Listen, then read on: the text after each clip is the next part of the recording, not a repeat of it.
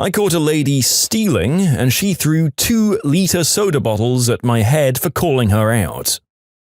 I work at a service station, a petrol garage, usually doing a pretty wide range of shift times. The store isn't located in a bad area, but we still get more than our fair share of customers who might need reminding that they actually have to, pay for things before attempting to leave. We're told by managers that we should remind them of such, but if they get confrontational or insist on leaving, we're simply to call the cops immediately, pull up the CCTV footage, and put that person on the banned from store list. So one fine rainy afternoon, I'm the only one out front. My coworker is in the back arranging fridges and other stock. We're mostly quiet, so I'm doing some paperwork behind the till when in comes Crazy Lady. From the minute Crazy Lady came in, she looked pretty shifty. So of course I'm keeping a discreet eye on her as she meanders through the aisles. I watch as Crazy Lady shoves a whole range of items up into her jumper before she comes up to the till. The only thing she places down to pay for is an ice cream, and she asks for smokes. As is procedure, I go through with the transaction and wait until Crazy Lady turns to leave the store, making her intention to steal clear. So I say, "Excuse me, ma'am, you'll either need to return the items you've stashed in your jumper, or you'll need to pay for them." Crazy Lady immediately starts yelling, "What items? I've not got any." "Ma'am, this store is under video surveillance. I witnessed you place the items in your jumper. If you won't return or pay for them, then I'll have to call the police." At this point, Crazy Lady starts hurling slurs, cussing, and generally being an upstanding citizen. She proceeds to open up her jacket, releasing everything she's taken to fall to the floor, and makes a point of stomping on the items like a behaviorally challenged 3-year-old. I was eager to de-escalate considering how she's responded so far. "Thank you, ma'am. Please feel free to go." And this sets her off even worse. She throws the ice cream she had just bought at me, although it's still in the wrapper. While I'm standing there trying to process the fact that I've just been hit in the chest by frozen dessert, the Crazy Lady is going for the shelf filled with 2-liter bottles of soft drink that's set up next to the door. And then she begins hurling those at me. Luckily, I'm able to duck into a nearby aisle. Kind of panicking at this point because me being a small female against a clearly deranged customer are not great odds. That, and if I did decide to defend myself via violence, I'd no doubt be fired. Finally, after what felt like a lifetime, I heard the bell above the door go off. A loud slapping noise, and the Crazy Lady starts screeching, like someone had simultaneously just killed her newborn child and shoved a hot iron under her fingernails. I decided to risk taking a peek to see what set her off. Thankfully, it's the police. 2 officers are pinning this woman to the ground and are handcuffing her despite Crazy Lady's best impression of a fish-out-of-water banshee hybrid. My coworker had apparently heard the commotion and called the cops. Luck was on our side in that a patrol car was only a street over. With Crazy Lady struggling the entire way, they managed to cuff her and get her into their car. When asked, I did indeed agree to have charges pressed, because honestly, if someone is just going to go that psychotic with that little provocation, they probably either need help or just straight up to not be on the street. Yeah. All was clearly not well with this lady, and if she were let off, I'm pretty certain she'd be back or doing it in another place pretty soon. At least this way she might be put in a position to either come clean from a substance she was taking, or maybe receive treatment when people had examined her behavior for a bit. It's all a pretty raw deal for her, but honestly, I don't know what else you're meant to do with a situation like that. She was clearly willing to go into fight mode rather than just flee the store with the items in her jumper. And if someone's going to do that when they're called out, they're pretty dangerous. The author did everything right, did as much as they could to prevent theft without resorting to violence or endangering themselves, so good job there. And good on the nameless coworker for calling the cops. If you make me solve the problem, it'll cost you money. This happened a while back, actually before YouTube was even thought of and no one had their own portable phone. A local business, auto repair shop, changed their number for some reason, and a few months later, when my family added a second phone line to the house, guess which number we were given? It wasn't that much of a pain since most of the customer base had the new number, but about 6 months later we actually started getting calls for this business several times a day. So I finally asked one of the callers where he got the number from. He told me it's on top of the business's building in 3-foot-high letters. Really? So I drove by that way the next day, and sure enough, there it is in big blue letters. I look up the current number when I get home and I give them a call. Hey, I've noticed that you still have your old number on top of your building, and we've been getting a lot of your calls. Would it be possible for someone to correct the sign or just paint over it? That's where I get told that it's my problem and they don't have the time to deal with it. Click. Oh, okay. Now I see how it is. So I figure out it won't take long to sort this out. I start taking appointments for them. I tell a lady we're having a special on tires. I can get her a complete set for $75. $200 was the average price. I have a guy that can get it done by 6 p.m. the same day, and it'll only cost him $750, which is super cheap, by the way. I do this maybe 20 to 30 times over the course of a week or so. The calls become less frequent, and as I drive by the following week, I notice that the sign is now just plain white. I'm pretty sure that all in all I probably cost this guy about 10 grand or so in annoyed customers who showed up thinking they had an appointment and a great deal. Some other people have been giving me flack for this. To be fair, I was 15 at the time and didn't really think far enough ahead considering the customers.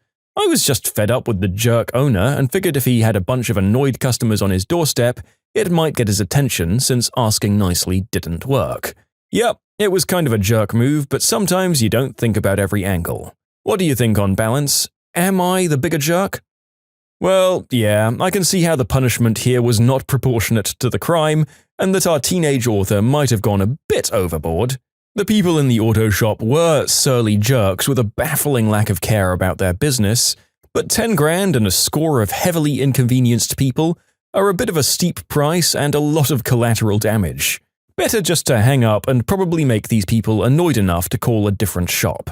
It's pretty careless of them just to hand over a chunk of their business fate to a teen who has nothing but time and resentment in their lives. We'll say that this is an everyone is a bit crap situation, with varying degrees of malice and stupidity going on with all the individuals involved. I don't think my neighbor would let her dog make brown on my porch again. Okay, so I've been living in this house for 2 years, and the neighborhood is very quiet and safe, so I don't have anything to complain about, except for the little monster that my neighbor just got. Apparently his designated place to go number 2 is right on my porch, and I wouldn't care if just the owner was a little considerate and cleaned up after her dog finished. When I first started noticing the doo-doo, I cleaned it thinking it was a stray dog or something. But then one day I was on the porch myself, and the little jerk came out of my neighbor's house, saw me, and returned. My neighbor must have noticed that her dog returned too fast, so she went out of her house to check what had scared the dog. And there I was. We made eye contact and I nodded. I had a feeling, so I remained sat in my porch a little longer. And there she was, peeking through the blinds to see if I was gone, to see if her little jerk could release the contents of his bowels yet. After some time, she finally gave up and put a leash on the dog to take him to do it elsewhere. By the way, she didn't carry anything to clean whatever his dog produce was, so yeah, she's a disgusting person. I was angry. Not only was she aware of what the dog was doing, but she was waiting for an opportunity to let him do it again. I wanted to talk with her to see if we could resolve this, but apparently communication wasn't going to work in this case, so I decided I'd scare her a little bit. I was going to ask her politely, but the landlord had already done that a few times, and this woman apparently just brushed it off. My boyfriend got to my house just at the time that my neighbor was unpacking some stuff from her car on the other side of the parking lot, which is divided by a wall. Making sure she was able to listen to me, I started telling my boyfriend that I've seen a dog on my porch several times and that it didn't have a collar, so I believed he must be stray and that I'd decided I should eat the dog, since that was culturally accepted in my country to eat them if they don't have an owner. I then described graphically which method of preparation I should use and what ingredients I needed to add. I said that all I needed was to wait for the dog to appear to lure him into my house and start cooking him. I couldn't see my neighbor's face, but I would have loved to see it. Plus, I don't see her dog around anymore. I mean, I joke about eating my friends' pets all the time, and they hate that. So I can't imagine how it must feel to think that someone is actually considering it. And gosh darn, I hate anyone who wants to have a pet without taking on any of the responsibilities of, having a pet. Isn't it dog ownership 101 that you actually have to take them out and be prepared to pick up their business? The fact that you guys were just watching each other, with her blatantly just hoping that you'd leave so that she could mess up your porch, instead of having to go to the colossal effort of walking her own damn pet, speaks volumes about her fitness as a dog owner. I couldn't find any updates to your story on whether Madame McNodecency decided to risk her dog ending up in your crock-pot or not, but I do wonder what country or background you have that you can plausibly claim to eat dogs with it. If you like Am I the Jerk, you're probably going to love Am I the Genius. Check it out, linked below. Also, go to AmITheJerk.com/submit if you would like to submit your own stories. Pretending not to speak English after we ask you to move your car off our property? Fine, we'll do it ourselves. Dad just told me this story tonight. Before my parents divorced, we lived in a 3-house neighborhood. Our neighbors to the left of us were friendly and we got along with them well. Our neighbors on the right, however, were different. It was rented out to multiple families, one being an Asian family with 7 cars. This will be relevant later. Always in conflict with them, from 24/7 house parties to trying to break into our cars.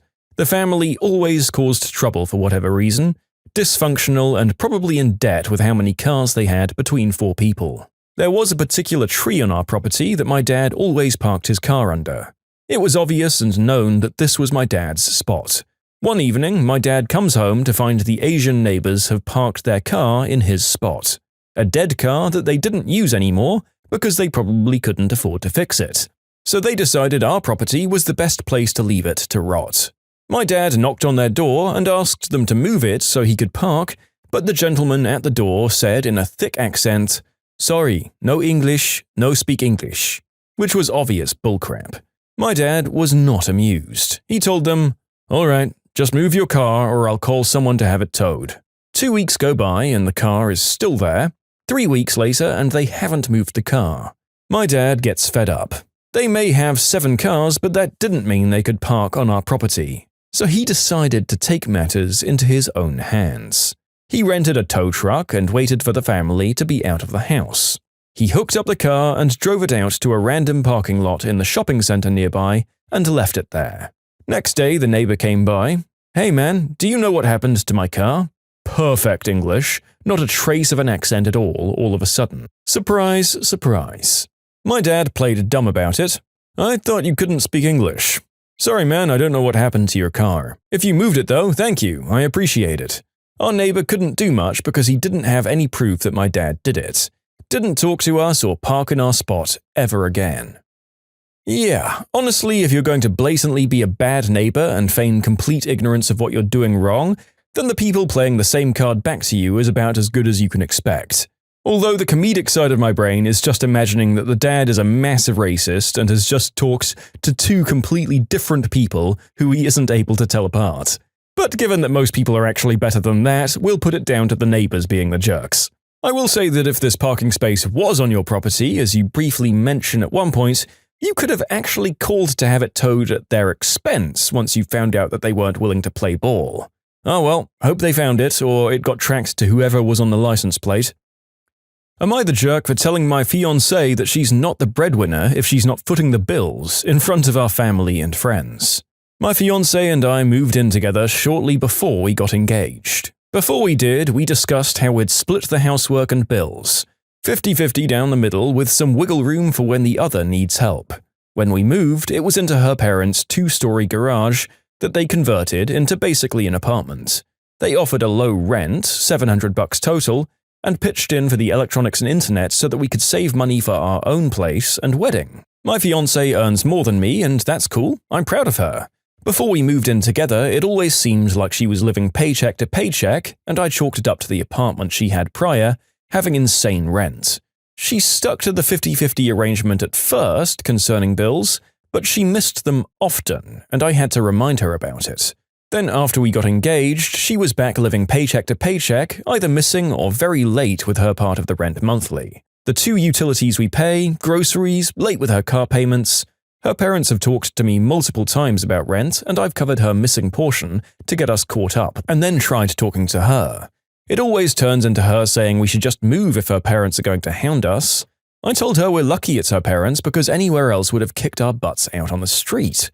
On top of that, I pay my own bills, do about 65% of the housework, arrange and pay for most of our dates and vacations, gifts for her, and pay towards our pets. I've suggested a financial coach, but what kicks me is whenever we're around others, she boasts about being the breadwinner since she earns more. Goes on about the stresses of being the main source of income, all the hours she has to work to pay our bills, and I was letting it slide until a few days ago when we were at a get-together. She and her sister started up again about her being the breadwinner. Her sister said something to the effect of her ex-boyfriend had had a hard time being with someone who earned more, and my fiancé went, "Good thing Paul doesn't mind me bringing home the pay." I told her just because she earns more it doesn't make her the breadwinner when she blows it all on herself and I'm paying most of the bills.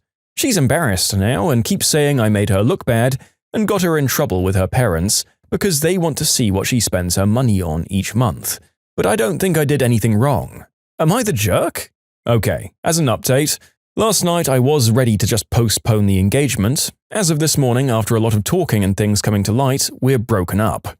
Thank you everyone for your responses and input, especially those who encouraged looking deeper. As a quick summary, my ex felt that a joint account would impede her financial independence. She insisted we could afford her purchases based off our total incomes. Her parents were under the impression she was also paying off my student loans, my car, my phone, and paying for our vacations. She didn't get evicted from her last apartment, but she was late with her rent often enough that they weren't going to renew her lease, so she didn't suggest us moving to a bigger apartment at her building. The biggest nope I'm out moment was learning the monthly take-home amount she told me was what she earned before wage garnishment kicked in addition to mass debt. She's been doing some online stuff to make up for the money she loses due to that. Yes, I got the ring back. I'm going to take some time for myself and get my crap figured out. And a good thing too, I guess. Look, I do understand that there are a myriad of reasons to get into a relationship with someone besides financial ones, but there does seem to be an inherent lack of responsibility and accountability on her part that's damn dangerous to any future you guys might build together. And the fact that she was claiming, or at least being fine with everyone assuming that she was bankrolling your life, displays a very long-distance relationship with the truth that I'd really want to talk to a person about before I hitched my wagon to them. And the revelation about the true state of her finances after all of that seems to have been a potential nail in the coffin. Does she still earn more than you after all that debt? And how much is there left to pay? This is a field of red flags, and I'm glad the author is taking some time and distance to figure things out. Her complaints are also bogus. If her illusion could be destroyed by the truth, it deserves to be. Entitled mother halts service with her deadly allergy and then orders it for dessert. Alright, my mother has some hypochondriac traits. She'll have a new disease now and then, always self-diagnosed, and she'll call for an ambulance if she's so much as constipated. A sprained ankle is always broken to her, and a stomachache isn't due to all the painkillers she's self-medicating with, but of course it's a hidden heart attack because she read on Google once that could be a sign. Anyways, she's lactose intolerant when it suits her. She actually had the test and it came back negative. Okay, so it's my birthday and she wants to go to a nice restaurant where we live. It's a weekend and they're, as usual, very busy. We get there and she gives the server a long lesson about her lactose intolerance and how she could die if she accidentally gets some with her food. The server takes our orders. Anyways, our food is taking a bit of time. They're packed and frantic. So she's calling the waiter over, asking how long we need to wait, and the server explains that in order to cook her food, they've had to clean the kitchen, completely emptying their stove up, cleaning every utensil and so on, so halting the entire service to make sure her food doesn't have any trace of lactose. We get our food and it's amazing. As we finished, they ask if we'd like dessert, and my mother orders chocolate truffle. The waiter stares at her, saying that's chocolate and basically made of lactose. My dear mother says, well, it's okay to cheat for a good dessert. The look on that poor waiter's face was a mix between wanting to smack my mother and getting teary-eyed. She took the order though and came back with our desserts.